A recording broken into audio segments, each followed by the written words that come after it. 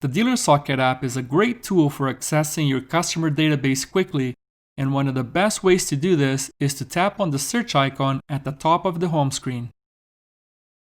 Type the customer name and tap the search key on your keyboard. Select the search result that matches your request to be taken to the customer screen. Here you have a few options on what you can do, and all start by clicking the three lines at the top right of the screen. You are given three options, although the capture driver's license could be grayed out for you. We will cover this feature in another module.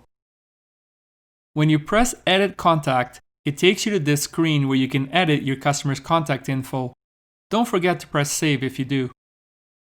The View Opportunities /Create button lists all open or closed opportunities for your customers, while also letting you create a new opportunity if this customer is brand new to the system. Just a reminder that if this is a repeat customer, you will still require a manager's assistance to create a new opportunity. To view an opportunity, you need to tap it.